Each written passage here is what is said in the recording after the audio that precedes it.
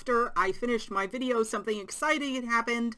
I got another copy in the mail so that I can give one copy away to one of y'all, my viewers. So make sure, if you're interested in winning it, to hang around after at the end of the video. I'll put a timestamp so that once you've watched enough to decide that, yes, this is a book you'd like, you want it, you can jump to that timestamp to find out how you can join the giveaway for your own copy of Easy Knits for Beautiful Yarns.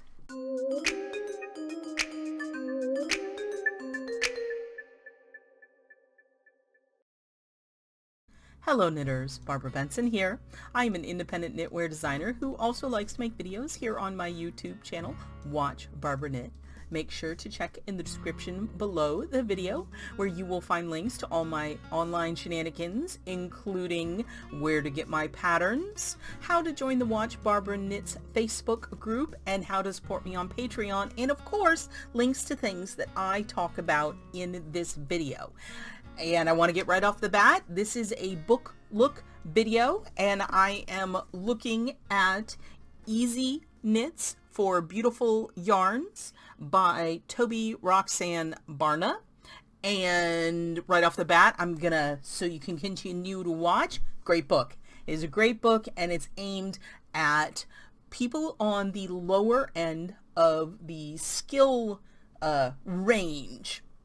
So if you're a beginning knitter, keep on watching, and so you can check out this book with me. Now, let me talk about how I do book looks. I don't call them book reviews because I don't believe in really saying negative things. So if I didn't like a book, I just wouldn't share it with you. I'm not going to get on here and pan a book. And what I like to do is look through the entire book. We're going to go through it by pattern, so you can get a good idea what is in this book, see how many of the amazing patterns you may want to knit, so that you can decide for yourself if this is a book that you need in your library or that you need to get from the library or what have you. So Toby sent me this book to look at, just so I did not pay for this book. She was sent to me, but I haven't paid in any way. She's just like, hey, do you want to look at my book? And I'm like, I would love to look at your book, because Toby is an awesome designer, but a little bit different because she is also a yarn dyer. So she is an indie dyer who dyes her own yarn and sells her yarn, but also is a designer. So she has two different viewpoints that she is bringing to this book, and it's really interesting. So it is Easy Knits for Beautiful Yarns, 21 shawls, hats, sweaters, and more, designed to showcase special yarns. And I could not be more behind her premise for this book. And what her premise for this book, let me just read you the introduction. It says, if you're like many new knitters, you go into your local yarn shop or browse yarn websites and you feel overwhelmed, you're drawn to beautiful yarns, but you aren't sure how to use them, you don't feel qualified to use them. After all, you've only just finished your first scarf project and you're still feeling a bit wobbly, you're just not convinced that you've earned it yet. And I 100% agree with Toby that she says banish this mindset forever. You are never too new of a knitter to work with beautiful tools and beautiful yarn. It's special yarn. I'm not saying the yarn isn't special, but you're special too, and you can knit with this yarn. You do not have to start with yarn that you might not be in love with, that you're getting just because it's inexpensive. I'm not saying there's anything wrong with inexpensive yarns, but if your only reason for purchasing it is because it's inexpensive and you don't feel like you're good enough for nicer yarn, get rid of that idea. This book is for you. And what she is these are, she says, simple, accessible patterns of a wide range of items. We've got sweaters, we've got mitts, we got hats, we got blankets, we have all kinds of those things. And the book is organized from the easiest pattern into more difficult patterns and is intended to build your skill sets. So let's start looking through. It says we have how to use this book, and look at this baby. Where's this baby? This baby. There's the baby. Look at that baby. Awesome. I wonder where she rented that baby. Is there a rent-a-baby place out there? It'd be awesome. So this is where it says it's organized according to difficulty, starting with the easiest. And then she says all of the patterns in this book are suitable for relative beginners, but each uses progressively more skills. So it is just wonderful. And another thing, and another reason why I really think this is a great book, is a note on choosing colors. All of the patterns in this book are designed to show off colorful hand-dyed yarns, but don't feel like you must use the yarn suggested in the pattern. Part of the beauty of hand knitting is that you get to choose whatever yarn you want to use. Within reason, gauge is important. See, I will link to any number of gauge videos. If you have watched any of my videos, you know I rant on gauge a little bit. And see how your choice makes your project truly one of a kind. So we've got an abbreviation section right up front, and the first piece is the Technicolor Dream Cowl. And this is a very straightforward, let's see here. This easy cowl knits up quick in a bulky yarn, makes a great last minute gift, and it features fancy buttons. This is a striped, so you're going to need 2 skeins of a bulky yarn. She used 1 variegated and 1 semi-solid.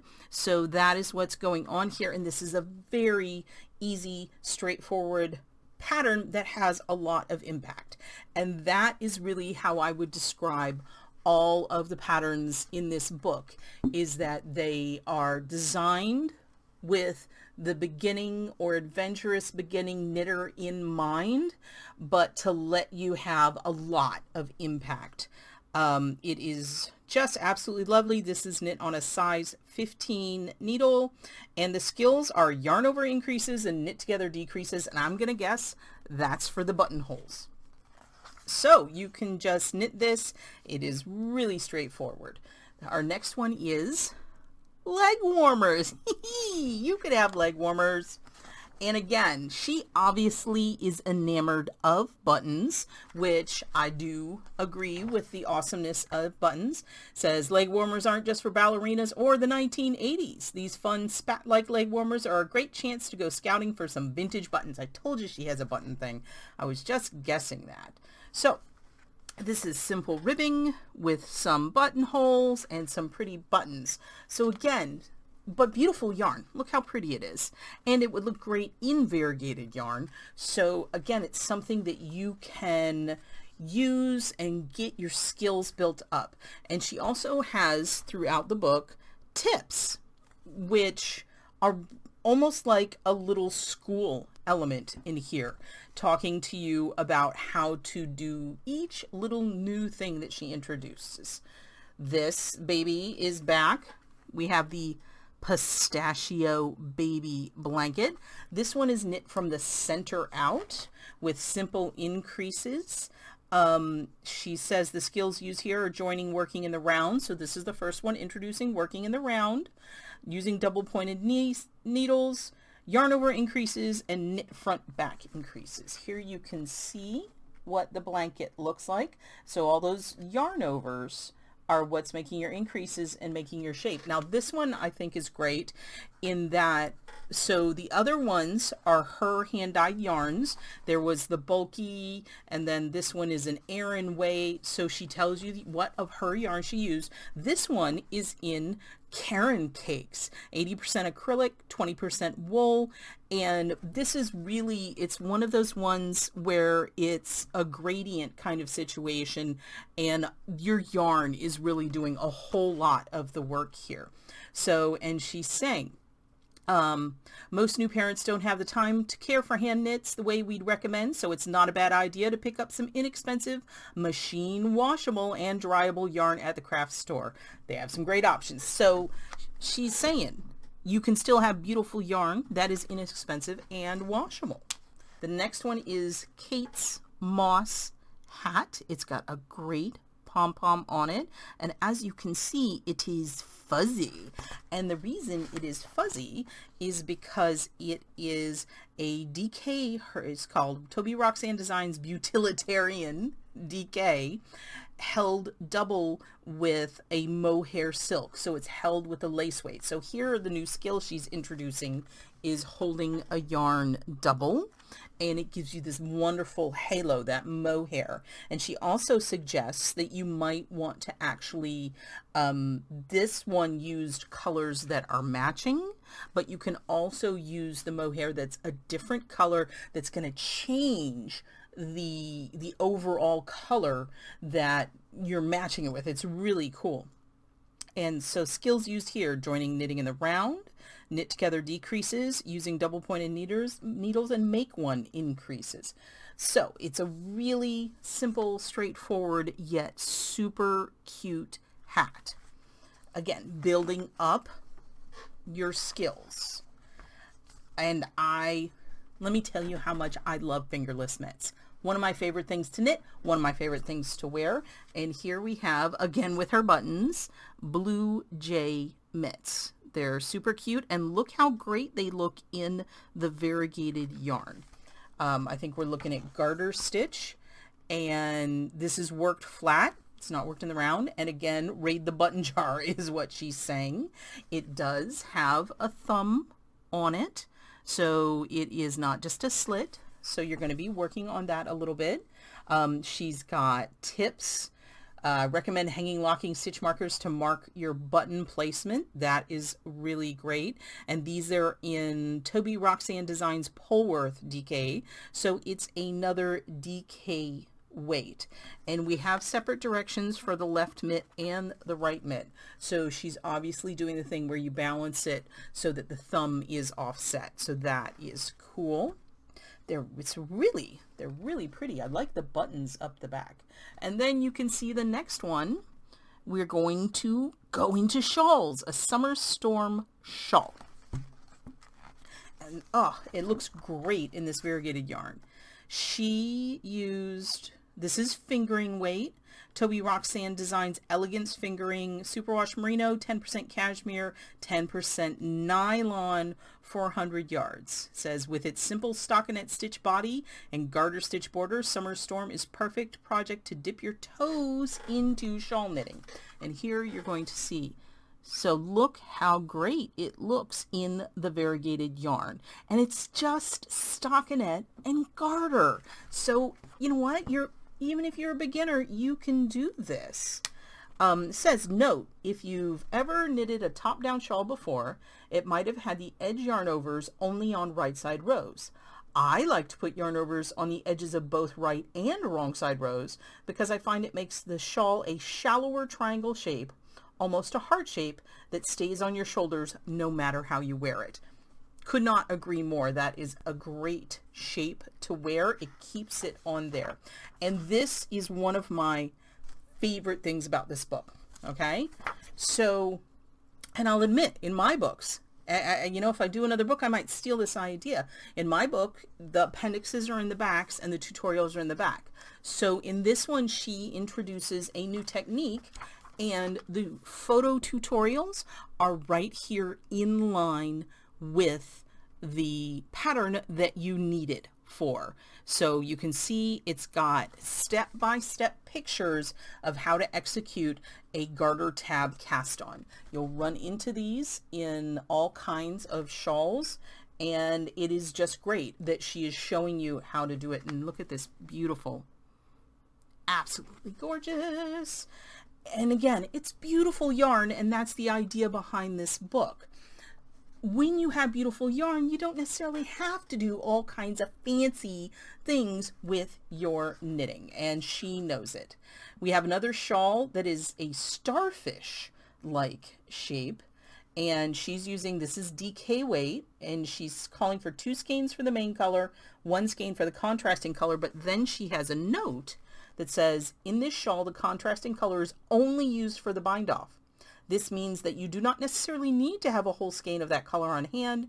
It's a perfect opportunity to use scraps left over from another project. Just make sure you have at least 5 to 10 grams. So she tells you how much you need to use a scrap, and look how pretty this is. I love this shape. And she's got, it's going to be very similarly constructed to the top-down triangle, with just extra spines. And you can see that extra shaping gives you more to put around your neck. You see how big it is, and you can tie it around your neck and it's going to stay on. And again, this is great. Here is a whole section, a whole page where she talks to you about blocking. And again, so many patterns simply say block and don't go into what you're expected to do when you're blocking. So again, for a beginner, it's great because she goes into what is involved in blocking. We have another shawl. This one is called the Abigail shawl. It looks so fun. Oh, so squishy and yummy. This is in Aran weight yarn, so it's going to be heavier than worsted, and it's going to knit up fast, and it's going to be something that really keeps you warm. She calls for 3 skeins of 181 yards per skein. Toby Roxane Designs Velvet Aran 100% superwash. It is just absolutely gorgeous.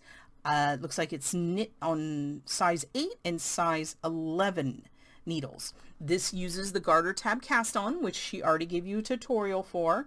And then you have yarn over increases, knit front back increases, and knit together through the back loop.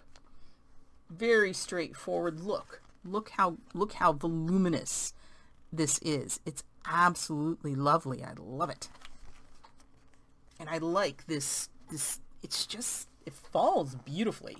And it would look amazing in a variegated, and it looks great in solids. And then, looky here. This is the moonlight hat. Every knitter needs a go-to hat, and this is going to be a ribbed hat. This says, this hat is the perfect unisex watch cap. Make one for everyone you know. It is in DK weight. It takes size 5 needles, 1 skein of yarn. You're worked in the round, and it's just a great straightforward cap that has a fun little top to it. And, you know, who doesn't need a pattern for that? And then it's followed up with a baby version. Yay, babies! So, she really means you can knit it for anyone in your life. I like that it's got a different, so that shaping on the top, really, it's deliberately got that little shape on the top, which is super fun and just adorable. The baby one is sport weight, so that is one of her differences between the adult and the baby. We've got another shawl. This one beautifully shows off the variegated yarn. The Hot House shawl. This is Toby Roxane Designs Contact Sport, so this is a sport weight shawl. And she wants you to have 1 skein for main color and 1 skein for contrasting color. And again, she has a note saying the contrasting color is just right there on the trim. So if you have scraps, you need 15 to 20 grams. So that is fantastic. It looks like it's a 3-panel shawl. It has the garter tab cast on. And again, this is one that sits beautifully on the shoulders. I like the sweet little eyelet edge on it, and it contrasts beautifully with the variegated yarn. And she has a whole tutorial on a picot bind off, step by step, picture by picture. Now we have Mountain Time knits. First, oh, there we go.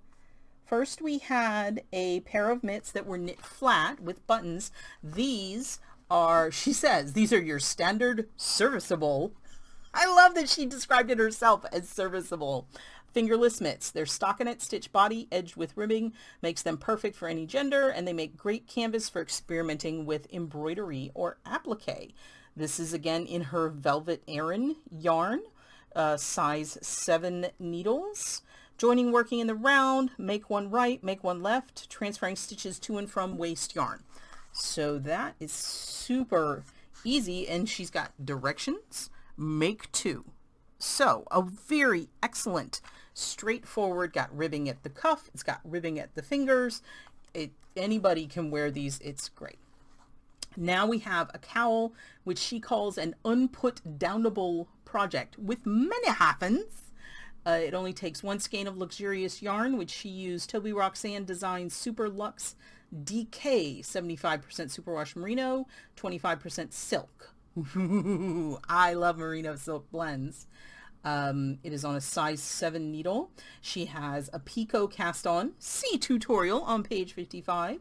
Cable cast on, joining knitting in the round, knit 2 together decreases, yarn over increases, picot bind out. I love that she's got this skills use section. It tells you exactly what's in the pattern so that you can know what you're going to learn next, or if you already have those skills. And look, it's such a lovely little cowl. And again, it's going to look great in variegated yarn. It's got just enough detail to make it fun, but not so much that the variegation is going to get lost or the pattern will get lost. It's so pretty. And then we have another tutorial. I love the inline tutorials. Oh, and the tutorial goes on to another page. And we have another hat. This is the garlic clove hat. I love this yarn. I love that she's showing you this light color yarn with the speckles on it. It is super pretty yarn. You can see that I'm angling it here so you can see the back of the hat on the one side, and then here is, ooh, there we go. Really nice. It's got eyelet ridges.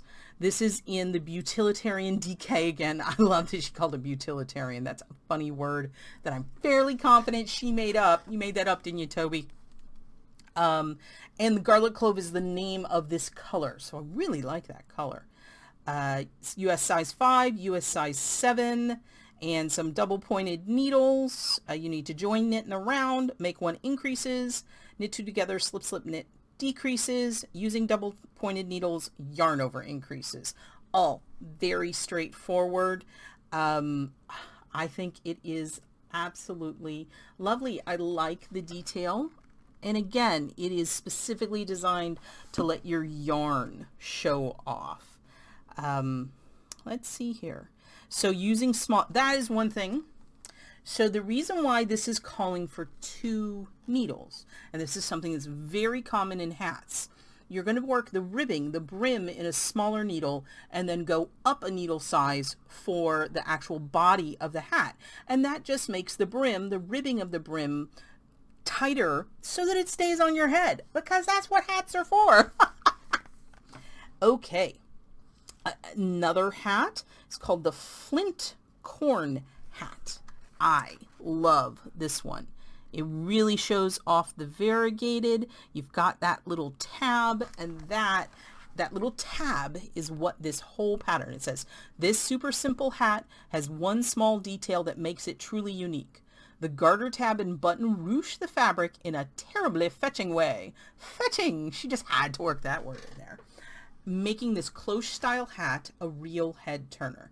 This is in fingering weight. Toby Roxane Designs Elegance Fingering, 80% superwash, 10% cashmere, 10% nylon, 435 yards. There's no way it takes all that. You could probably make 2.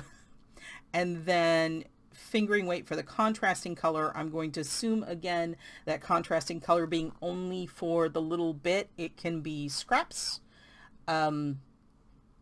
And let's see, we've got a small, medium, large on this. You know what? I didn't check on the other. Let's see here. This one is small, medium, large. This one is stretchy. The mitts have 2 different sizes. The shawls are all 1 size. What's up with shawls? The stretchy hat says, the ribbed hat that we looked at, it says, due to the very stretchy nature of ribbing, this hat will fit a variety of head circumferences.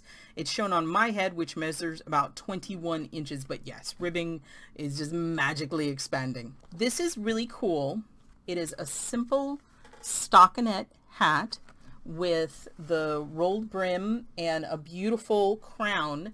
And then we have a tutorial on how to pick up the stitches to make that little garter tab that you then use to bunch up, and again, her buttons. I love that Toby loves buttons. I did not know that about her, but it is very obvious in this. I really like that hat. Then we have a scrap blanket. As you finish, and again, she's moving through the book and she's moving into more complex projects. And here we go. As you finish more and more projects, you'll accumulate lots of leftover yarn. Little balls of different colors aren't always enough to make an entire project, but they're perfect for this adorable baby blanket. Gather up all your DK and light worsted weight bits and bobs and maybe invest in another whole skein or two to pull them all together, and voila, the perfect baby gift. You could even make a bigger one to use as a bedspread or a cozy couch blanket. So she gives you that you want DK weight, assorted colors totaling approximately 2,000 yards. So what she's telling you, it needs to be DK or light worsted. It has to total this amount. And that is fantastic. Skills used: knit front back, yarn over, knit together, slip slip knit, picking up stitches along a garter edge, see tutorial, page 69, and knit two together through the back loop. She likes that stitch. So we've got, look how cute that is. And I think that you're gonna, this variegated is her whole skein that's tying it together because you're seeing it revisit. But I think this is a fantastic idea if you have the scraps, or if you don't have the scraps and you just buy the colors. And here is a schematic for you showing how it is put together, and then showing you how to pick up stitches, the next skill that you would learn. And we're getting into more complex pieces, but again, these are all like staples that every knitter should have in their arsenal. And this is what she says, the psychic rainbow mittens. Everybody should have a mitten that they can knit, and this is in a chunky yarn. I adore this color. Look how yummy it is. It's just delicious. This is Toby Roxane Designs Velvet Chunky in Psychic Rainbow, another one named after the color she used. And it is, here we go. Whoop. And you see preview of the next one. So look, just really straightforward, cute mittens that you could knit again and again and again. And then the same here. Treehouse socks, straightforward vanilla socks. If you want to start on socks, if you haven't knit a pair of socks, this is great that this is in here. Very basic pair of socks. And this is different, and this is really interesting because this is not something I've ever seen anyone talking about. Take your shoes off and have a look at your feet. Is one of your middle toes longer than the rest? If so, great. Most standard sock patterns will fit your foot, and you should use the symmetrical toe option in this pattern. Is your big toe the longest? Mine too. I've found that the way most sock patterns are written don't fit my feet well, so I've included an asymmetrical toe option in this pattern. The pair shown in the photos uses this toe option. Note that the right and left socks will be slightly different if you use this toe option, and this makes total sense because most socks kind of end up with like flat across the top a toe, or maybe a little curve. And what she's saying is that her toes, you know, they angle, well, I can't make my fingers do it. They kind of angle down. And so you would need, instead of it being straight, you're going to have like bunchiness. So I think that is a great thing. She also has a tip here about knitting socks from the top down. But here, look at those super cute socks, and the yarn is just making them amazing. This is a top down, and you see she has two separate sets of instructions for symmetrical and asymmetrical toes, and then a tutorial on grafting, because when you do a top down sock, you end up having to graft the toe. Toe up socks, you use a special cast on. Okay, now we have a pointy reckoning all the way, we're up into a sweater. There we go, it is sweater time, and it is super cute. This is in chunky yarn. If you're gonna knit your first sweater, chunky is a fantastic choice because it's gonna get done faster. And this has got 1, 2, 3, 4, 5, 6, 7 sizes. We've got extra small, small, medium, large, extra large, 2X, and 3X to fit bust sizes 30, 34, 38, 42, 46, 50, and 54. So that is excellent. It is just a really nice pullover with its simple stockinette stitch body, accented by a few contrasting garter stripes and an easy round yoke construction method. This is the perfect first sweater project, and it's bulky, so it's going to be done fast. You can use gorgeous variegated yarn to make it look all fancy. It's a very straightforward pattern. Looks great from the back. And it's got a nice schematic telling you everything you need to know. And a whole two-page spread tutorial on short rows for shaping. So that is great. Now that you've knit a pullover, you need a cardigan. And this is the Bluebird cardigan. Lovely simple cardigan knit in stockinette stitch with a wide garter stitch hem and cuffs. It will quickly become a wardrobe staple. Again, we've got the same size range from extra small up to 3X. So this is 30, 34, 38, 42, 46, 50, and 54. We've got buttons again. Is anyone surprised? It is a lovely, here, we'll hold it up again. Super, super cute. I like the raglan detail on it, and it's really straightforward, and it'll let your colors just beautifully show off.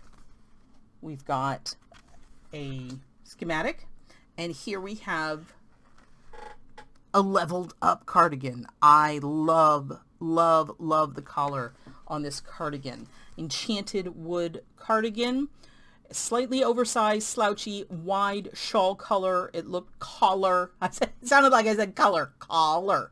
It looks just as good over jeans as it does over a dress. And here you can see the back of it. You can see what a shawl collar is. It's like you have a shawl attached to your cardigan.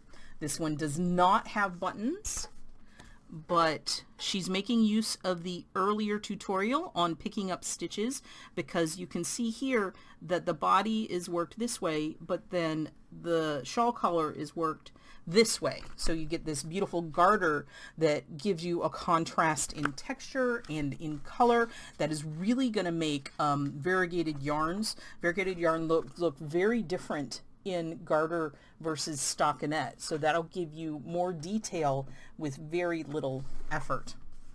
And again, schematic. And she gives you a note. That's an interesting note. You'll have to get the book to find that one. And she has a tutorial on picking up stitches along a stockinette edge. So this is a long video, but you know that these book look videos always are, because I want y'all to have all the information you need to decide if this is investment you want. So again, there's 21 patterns. You have hats, shawls, cowl, sweaters, cardigans. It is really just, I think, a fabulous idea, because she wants you to know that you too can work with beautiful yarns.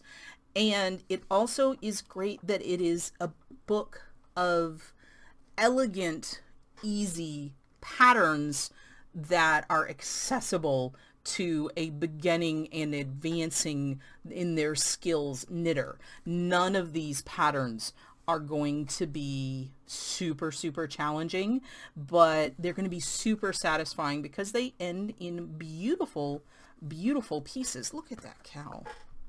So pretty. And again, a lot of it is about the yarn. And so she brought her sensibility for being a yarn dyer to this, and showing you, ooh, I feel like I have my fingers in her eyeballs, and showing you what you can do easily with beautiful yarn. So we've got a visual index just to remind you. Here we go, some shawls.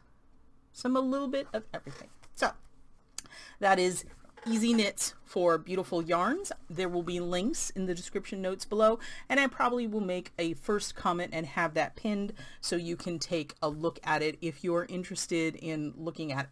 As always, I highly encourage you to check with your local yarn store to see if they are going to be carrying it or if they can order it for you. A lot of yarn stores will be perfectly happy to do that. But I will have links below if you do not have access to a local yarn store. So thank you for bearing with me through this very long video, but I hope you enjoyed looking through this book with me. If you have any questions, please, I love chatting with people in the comments, and we can see if there's anything I missed that you really needed to know. If you like this video, please give it the thumbs up, click that like button. And if you would like to be notified whenever I upload a new video, please subscribe to my channel and select notifications. Thank you so much.